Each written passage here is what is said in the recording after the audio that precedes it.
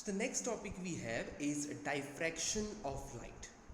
So what exactly is this diffraction? So let us understand this using a experiment. Supposing we take a slit over here and we place a screen at particular distance from the slit, and then we place a source of light over here. This is the source of light. So what is going to happen? Supposing this light behaves like a particle, what would happen? Some straight rays would pass through this slit like this. Some straight rays would pass through the slit like this, and there will be a bright spot which is generated in this region. So here you are going to get a bright spot on the screen, and the remaining part of the screen will be dark. From here onwards, this part should be dark because there is no light which is coming over here. The light is traveling straight as a ray, okay, and it is creating a bright spot on the screen over here, and rest of the part of the screen is dark. But in actual reality, this doesn't happen. What would happen is there will be a brighter spot which is much bigger than the size of this slit. So what has happened over here? The light has entered the shadow region. Where there should have been a shadow, in reality there is light here. What does that mean?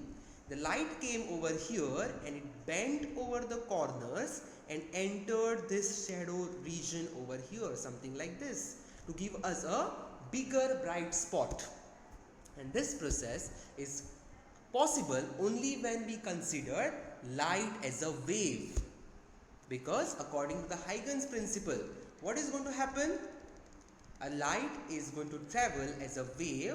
It is going to produce the wavefront. It is going to produce a wavefront like this, so that every point which is present on the wavefront at the slit will behave like an individual source of light and produce its own wavefront. It will be a cylindrical wavefront which is generated, and that is what is going to produce bending of light over the region. And what you are going to get over here is a much bigger, brighter spot, and then finally on the other side there will be darkness. But it won't just be a bright spot over there, okay? If you go to see, it will actually be something like this. There will be certain brightest spot in between over here, which is called as the central maxima. Then there will be a dark spot, and then there will be again a bright spot of lower intensity, a dark spot again, a bright spot of even lower intensity, a dark spot, and so on. Similarly on the other side, something like this. So intensity of the light will go on increasing, but there will be a dark spot, bright spot, dark spot, bright spot, just like interference, because every point over here in the slit over here, every point of the wavefront in the slit is going to behave like an individual source. They are going to give out the wavefront of their own, and these wavefronts are going to interfere with each other. In interference, what was happening? There were two slits which are provided. They used to produce their own wavefronts, and the wavefronts from the two slits are going to interfere and give us a proper interference pattern, a proper permanent interference pattern which was clearly visible. But in this case, what is happening? All the points on the wavefront are going to be in phase. So the interference which we are going to receive over here will not be that clear as interference. The diffraction pattern which we are going to get over here will not be as clear as the interference pattern, because all the points over here are going to be in phase. Okay, so depending upon the phase which is going to be different at every point on the screen which is placed over here, you are going to get a bright spot or a dark spot, which is called as the diffraction pattern, which will be seen on that screen over there. Okay, it will be like this. It will be a brightest spot at the center, then the intensity of the bright spot will go on reducing, and in between there will be alternatively dark spots which will be seen. So the phenomena of bending of light around the corners of small aperture, okay, or small obstacle, you keep an obstacle, the light is going to bend inside the geometric shadow region. Okay, so and its consequent spreading into the region of geometric shadow is called as diffraction of light. So this becomes the definition for diffraction of light. Okay, so let us see what exactly happens when there is an obstacle placed and when there is a slit placed, okay, and an aperture placed. Okay, so let's see that. So supposing there is a source of light over here, let's say S is the source of light. I place a slit in front of this source of light and then I place a screen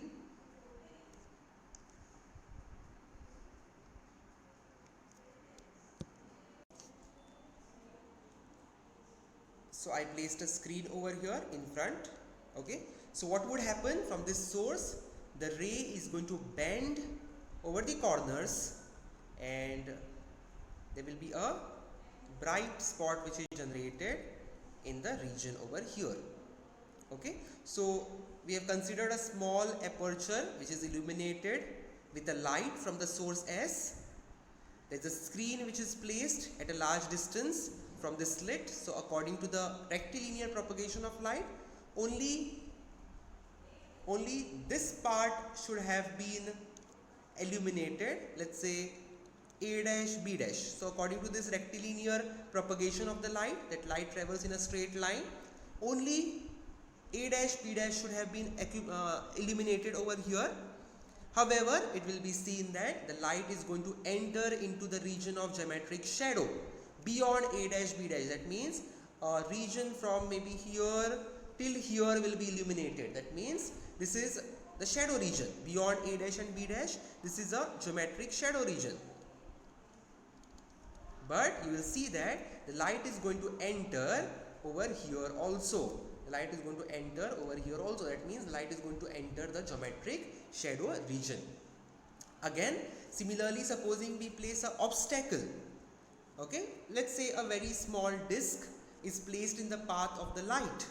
Okay, what do we expect over here? Supposing there is a source and I place an obstacle over here and there is a screen which is placed far away. So what do we expect from here? So the ray of light, according to the rectilinear nature, should form a shadow over here. Correct? This is going to be the region of geometric shadow. Here your geometric shadow will lie. Let's mark it again with A dash B dash. But what do we see over here? We will observe a circular bright band, okay, at the center. What will happen is the light will bend over the corners and will produce a bright spot at the center over here. So this light would bend over the corners of the obstacle and would produce a bright spot at the center over here, which will be surrounded by dark and bright rings alternatively. So there will be rings which are generated. Supposing this white represents bright, okay, there will be a dark ring. Then again there will be a bright ring. There will be a dark ring, and so on. This pattern you will obtain over here. Obviously the intensity will go on reducing as we go outwards. The intensity of the light, the brightness of the light will go on reducing. So this again shows that the light bends around the edges. Okay, that is, the light shows diffraction. Okay, so basically the waves are diffracted only when the size of the obstacle is comparable to the wavelength of the light. Okay, the diffraction will be seen only when the size of the obstacle is comparable. It is almost nearer to the wavelength of the wave. Okay, the light wave. Okay, next we will see the types of diffraction. There are two types of diffraction, that is Fresnel's diffraction and Fraunhofer's diffraction. So what is the difference between these two is simply placing of the screen and source towards the obstacle or away from the obstacle. Okay, so in Fresnel's diffraction, the source and screen are placed close to the aperture or obstacle. The distance between the source and the obstacle and the screen and the obstacle will be smaller. So if this is your obstacle, this will be your source and this is going to be your screen. Okay, or supposing this is your slit, that is aperture, this is going to be your screen and this is going to be your slit, this is going to be your source. On the other hand, Fraunhofer's diffraction, the source and screen are placed at a large distances, effectively at infinity from the aperture or obstacle. So if the source is over here, your slit will be somewhere over here and the screen will be over here. Okay, so in this case no lens is required to observe a diffraction. There won't be any necessary lens which is required over here, and in this case you will require a converging lens, that is a convex lens, to observe a diffraction. We'll have to place a lens over here in order to converge all the rays which are coming out from this slit. Okay, there is a need of placing a converging lens over here. Okay, in case of Fresnel's diffraction, the incident wavefront is spherical or cylindrical, obviously because this source is close over here. So the wavefront which is generated over here at the slit, that is incident wavefront, is going to be spherical one.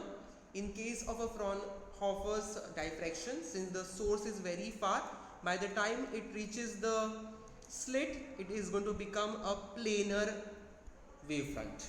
Okay, so these are the two types of Fresnel's and Fraunhofer's diffraction. So now let us see the mathematical treatment for diffraction at a single slit experiment. So since we have already done interference, if you remember, in interference we saw something called as constructive interference and destructive interference. So the same thing will be repeated over here. The constructive interference of the two waves is going to give us a bright spot, and a destructive interference is going to give us a dark spot.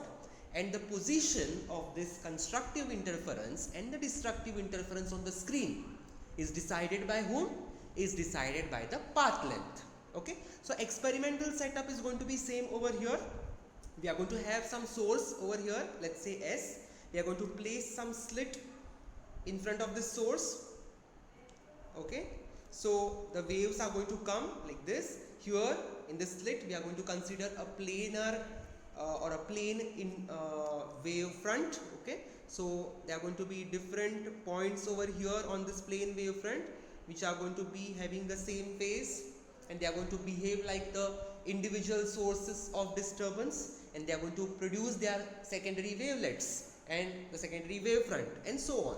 Right? They are going to produce their own wavefront, and that wavefront is going to get interfered with each other and give us a pattern, a diffraction pattern on the screen which is placed right in front over here. So we know that according to the Huygens principle, every point of the slit is going to behave like a source and give us a secondary wavelet which is going to travel to the screen. So point at which the waves are going to interfere constructively are going to give us a bright spot, and the point at which the waves are going to interfere destructively is going to give us a dark spot. Same as interference of light. Okay, the only difference, there we had two coherent sources of lights or sources of light, and here we are going to have just one slit which is placed. So now here we are going to consider in this slit numerous infinite number of points in this slit, okay, as the sources. Okay, so this red color points, such points we are going to consider infinite number. Okay, all these points are going to behave like independent source of lights. They are going to give out the secondary wavelets which are going to interfere, okay, and give us a pattern on the screen, a diffraction pattern on the screen. So now let us consider some point P on the screen over here. Let's say some point P over here. So what is going to happen? I'm going to consider the topmost point over here and the downmost point over here, and I will join these two lines. That is, this is the wave propagation from the 2 points, and the phases in between over here will be continuously changing. Okay.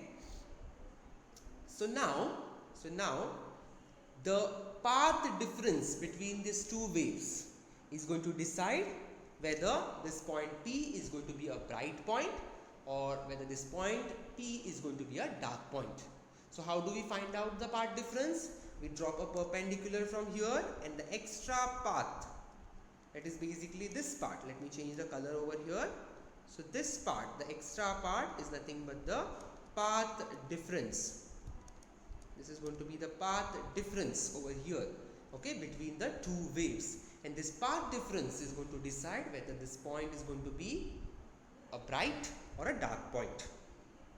So now you must be thinking that since this is the path difference, this will be equal to this, correct? But it might not sound equal because this is a right angle triangle. How can this right angle triangle be an isosceles triangle?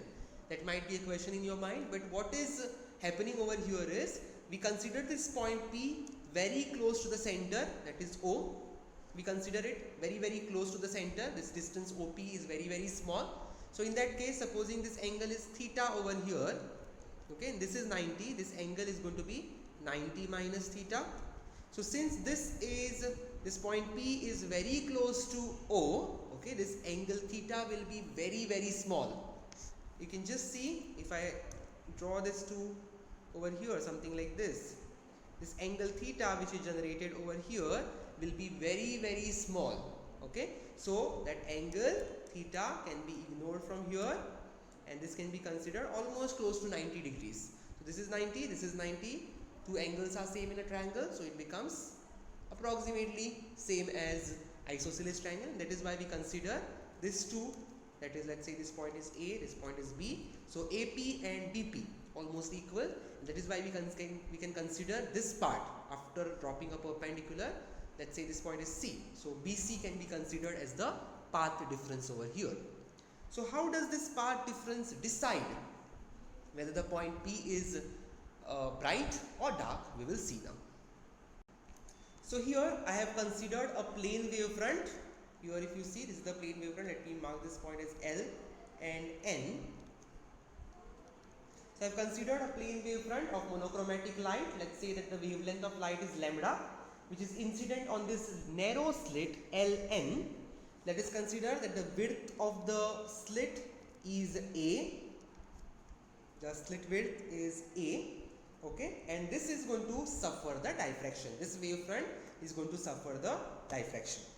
So according to the Huygens theory, this wavefront disturbs all the parts of Ln, every particle of Ln, and each part becomes the source of secondary wavelet, which starts in phase and spread out in all the directions, resulting in the diffraction of light, which is seen on the screen, which is placed in front of it.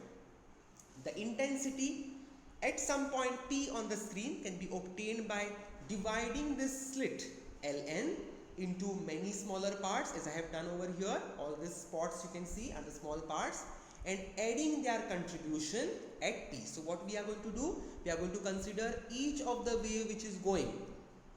Each of the waves, supposing point P is over here, let's consider each of the wave which is going over here. From every point we are going to consider infinite number of points, and let us see what is going to be the path difference which is generated, okay, between these 2 points L and N, okay, and that path difference is going to decide.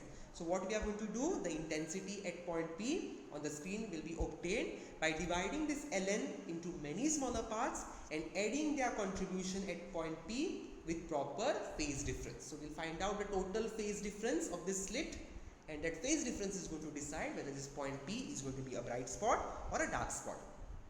Now, as far as the central spot is concerned, that is, if theta is equal to 0 degrees, okay, so what is going to happen?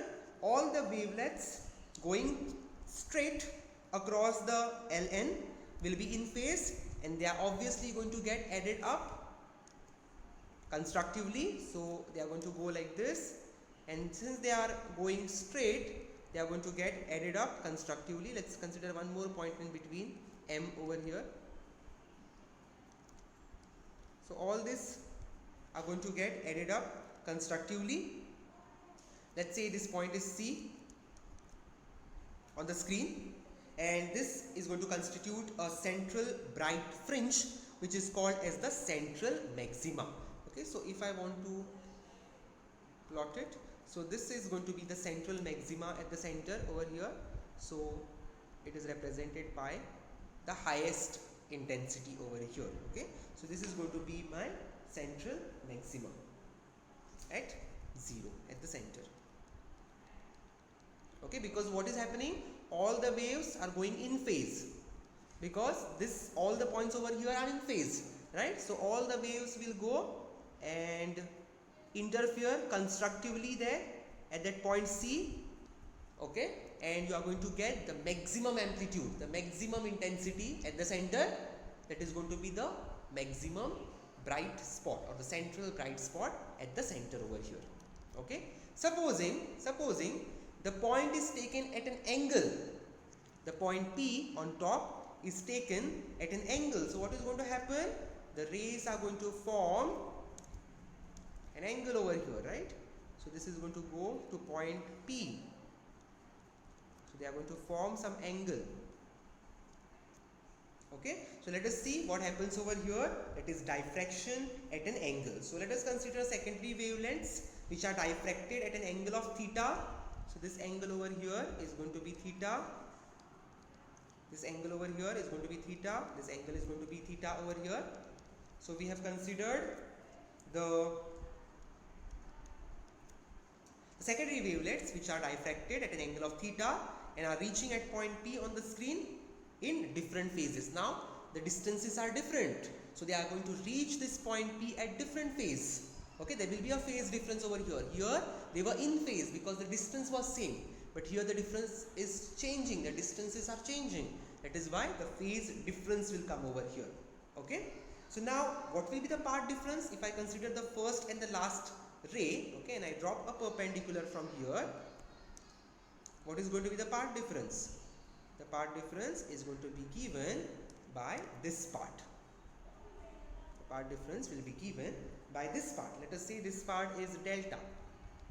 Okay, so if we apply sine of theta, so by geometry, if this is theta, okay, so this is also going to be theta over here. Okay, as I told you, this angle is theta.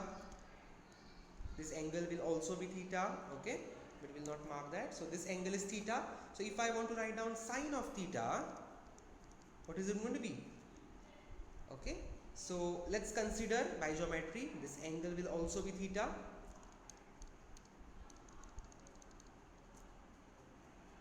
We will write down because we want the opposite side, right?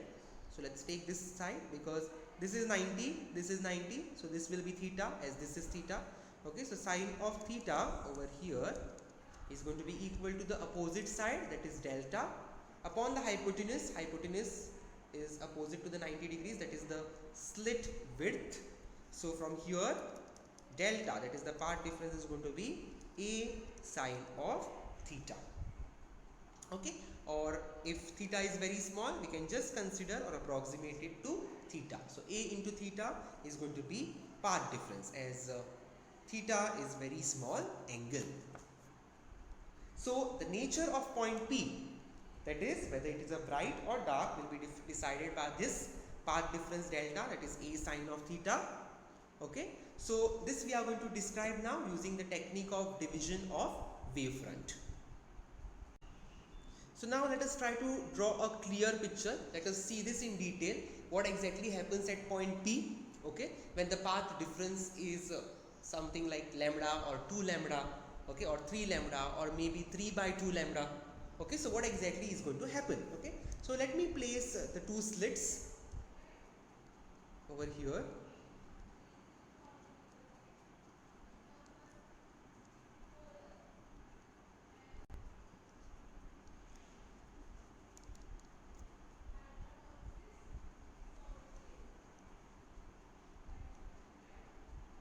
Okay, and let this be the screen over here,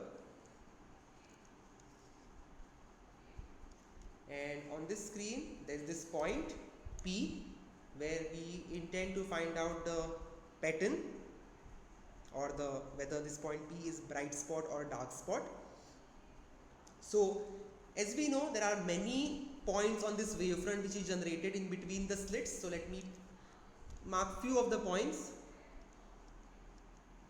Let's say there are n number of points. Okay, there are infinite number of points which are going to behave like independent source of light and going to produce their own wavefront. Okay, so each of the point is going to behave like independent source of light and produce its own wavefront.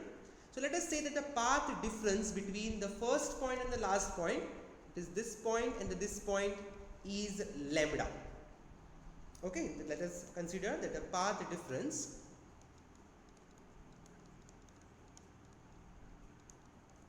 is lambda. Okay, this means that if we draw a clear picture over here, the first point over here, which is marked red, okay, is going to reach this point P in one phase. Okay, let's say this phase. Okay, so this is going to reach over here in one phase. The second point is going to reach the point P in the second phase. So if I want to draw it, okay, let's try to draw it. Okay, so the first point is, let's say, is going to reach the point P in this phase. The second point maybe in this phase. The third point is going to reach in this phase, fourth in this, fifth in this, sixth in this, seventh in this, and so on. And so on. And finally, what you are going to get, the last one is going to reach this point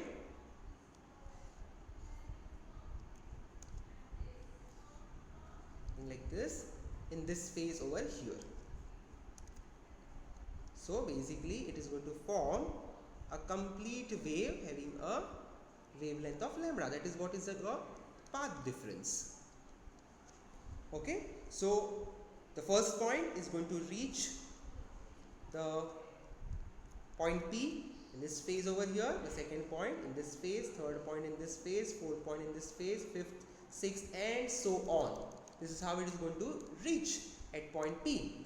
So now how do we decide whether this point P is going to be bright or dark? So if you look at this over here, okay, every point is reaching the point P in different phases. So you will see that the first point over here, this first point over here will be in the same phase as the first point over here in the opposite side. Okay, that means supposing you have a water surface, there is a point over here. Okay, this wave which is going to reach point P, okay, this is point P, okay, this is the water surface, this is point P, this is the first wave which is going from this side, which is reaching in this phase over here, which is trying to push it on top a little bit. What will this point over here do? What is going to be this point doing?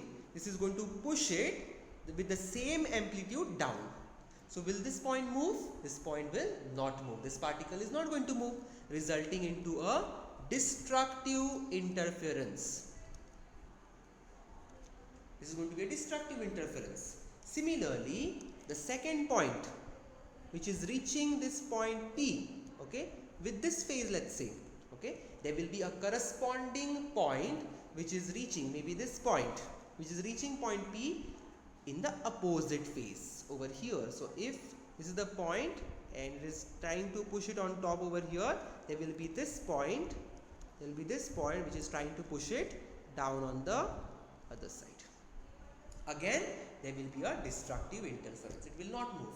So what do we see over here? If there is a point, and one tries to take it on top, there will be another wave which is going there, which is going to take it down. If one wave is trying to take that point on top, the other wave is going to try it and take it down. I am talking about water surface. The same if you compare with light over here. Okay, this is going to be a plus amplitude. The same will be a negative amplitude, which is going to cancel it out, and hence there will be a bright spot over there. Okay, so for every wave to reach there and show up some intensity, there will be another wave which will be going and cancelling out that intensity, and hence we are going to get a dark spot over there. Okay, so every point there will be another point which is going to destroy its effect. Okay, so every point in the first half is going to have a corresponding point in the second half, which is going to create a destructive interference by cancelling out the effect of each other, and hence whenever there is a path difference of lambda, there will be a destructive interference at point P. Again, supposing the path difference is 2 lambda, what is going to happen? If the path difference is 2 lambda, what is going to happen? There will be something like this. Will be something like this. This is 2 lambda. So 1 lambda, and 2 lambda. So again, if you divide into half, same as this, supposing you divide into half, what is going to happen? This one will cancel out the effect of this one, this ones will cancel out the effect of this one, and hence again you will have a path difference of 2 lambda, which is going to give you a destructive interference. Same is going to happen with 3 lambda, 4 lambda, 5 lambda, 6 lambda, and so on. Okay, hence over here we will get a destructive interference, that is going to be a dark spot. Now one thing to note over here is this 2 lambda, 3 lambda will not be at the same point. 2 lambda will point, the point will be somewhere else, maybe over here. 3 lambda will be over here. When the path difference is, that might be point Q, point R, and so on. Okay, it won't be at the same point. Okay, for a path difference of lambda, it will be a single point there. Okay, so likewise we are going to get the dark spots. Okay, so on this screen over here which was placed, okay, here we are again going to get some dark spots. Maybe here there will be one dark spot, here there will be another dark spot, here there will be another dark spot, on the other side also, here another dark spot, here another dark spot, here another dark spot, something like this. Okay, so this is going to be how we are going to get a dark spot or a destructive interference at point P. Now let us discuss the conditions over here, the conditions for the dark spot which are generated. So we saw that the path difference has to be lambda for a destructive interference. So let's continue with this over here. So we saw that path difference has to be lambda. So path difference is A sine of theta will be equal to lambda over here. So what should be theta in that case? So theta should be equal to lambda upon A sine inverse. Right? First A will go on the other side and then take sine inverse of lambda upon A. Okay, which can also written as theta will be approximately equal to lambda upon A. So similar minima will occur. So similar minimas will occur when the path difference is lambda or 2 lambda or 3 lambda or 4 lambda and so on. So these are the conditions for minima. Okay, that is A sine theta in general, if you want to write, will be equal to n times lambda, where n will be equal to 1, 2, 3, 4 and so on. Okay, when all these are equal over here, when n is equal to 0, it will be central bright, because sine of sine theta is 0, that means theta will be 0 degrees. That means this case all the rays will go to C to create the maximum at the center. Okay, when n is equal to 1, it will be lambda, the first minima. When n is equal to 2, the path difference will be 2 lambda, the second minima. Okay, this is the condition in general. This is the condition in general. So theta n, that is the angle made by the nth dark fringe or the dark spot, will be approximately equal to n into lambda upon A. That's what is approximated. Theta is equal to n lambda upon A. So nth one, theta n, will be equal to n lambda upon A. This A will just go down. Okay, and sine theta is approximated as theta. Okay, so angle to the nth dark or the minima, nth minima, can be equal to n into lambda upon A, where lambda is the wavelength of the light, monochromatic light which is used, and A is the width of the slit, the size of the slit. Now let us see what is going to happen if the path difference turns out to be 3 upon 2 lambda. It is equal to 1.5 lambda, that is one complete wavelength and a half wavelength. So supposing we consider one full wavelength and another half of it. Okay, this is 1 from here to here, it's 1, and this is half, so 1.5. Okay, so if we consider 1.5 lambda as the path difference, what is going to happen? So it is very much clear from here. This one will be cancelling out the effect of this one. This phase, this wave's phase will be cancelling out the effect of this one. The next one will be cancelling out the effect of this one. Similarly, the entire of this will be cancelling out the effect of this. That means a destructive interference so far. But if you see, there is no one to cancel out this effect. This effect is not cancelled out. So this is going to give you a bright light over there. Okay, this is going to give you a bright light over there. Okay, so this part of this part difference is going to be responsible for the constructive interference. So all the waves going from here are going to interfere constructively. There is no one to cancel out its effect. So all the waves which are going from this part like this, okay, are going to interfere constructively over here to give us a bright spot over there. Okay, so when the part difference is 3 upon 2 lambda or 5 upon 2 lambda or 7 upon 2 lambda, 9 upon 2 lambda and so on, okay, it is going to be a bright spot which is generated over there. So let us discuss the equations.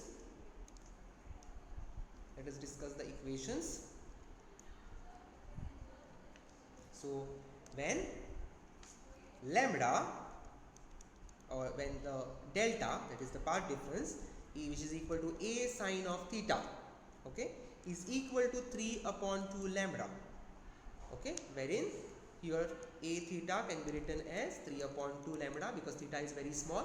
Sine theta can be represented as theta. So theta in that case will be what? 3 upon 2 lambda upon a. Okay, so in case supposing we continue to write sine of theta will be equal to 3 upon 2 lambda upon a. So theta will be equal to sine inverse of 3 upon 2 lambda upon a. Okay, which can be approximated to 3 lambda upon 2a. So similar maximas will occur. Similar maximas are going to occur for delta, that is part difference, equal to 3 lambda upon 2, 5 lambda upon 2, 7 lambda upon 2 and so on. So this can be approximated to n plus half into lambda. Okay, so in general if you want to write down, a sine of theta will be in place of 3 upon 2 will write down n plus half multiplied by lambda. Okay, where n is going to be what? Where n is going to be plus or minus 1, that is going to be on top and down. Okay, plus or minus 2, plus or minus 3, plus or minus 4 and so on. Okay, so what is going to be theta n? What is going to be theta n? So sine of theta will be equal to n plus half into lambda. So this is going to be, theta is going to be equal to, so sine theta can be approximated to theta. So the angle to the nth bright spot or nth maxima will be equal to what? N plus half into lambda upon a. Okay, sorry, this a will go down. From here the a is going to go down. So theta n, that is the angle to the nth maxima, is going to be n plus half into lambda upon a. So intensity of the secondary maxima gets weaker and weaker with increasing n. It's quite obvious, right? The intensity will go on decreasing as we go away from the center. So if we try to plot this graph over here, how this graph will look like, there will be repeated bright spots over here like this, whose intensities are continuously going to reduce. So how the graph will look like? The graph will look something like this. This is going to be bright, it's going to be dark, this is going to be bright, this is going to be sorry. This is going to be bright, this is going to be dark, this is going to be bright, this is going to be dark. Okay, similarly on the other side, dark, bright, bright. Okay, so in the intensities are continuously going to get weaker and weaker as we increase with the n. The n increases.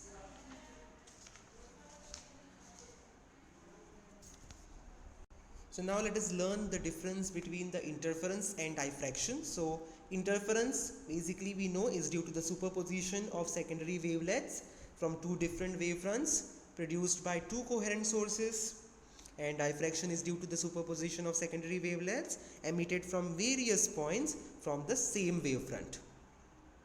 In interference, fringes are equally spaced. Diffractions, fringes will be unequally spaced. In interference, bright fringes are of the same intensity and in diffraction the intensity falls rapidly. Interference as compared to diffraction, it is going to have more number of fringes, and in diffraction we are going to have less number of fringes. So this covers the theory part of chapter wave optics. Numericals will be covered soon. Okay, so we'll stop this video here. Thank you.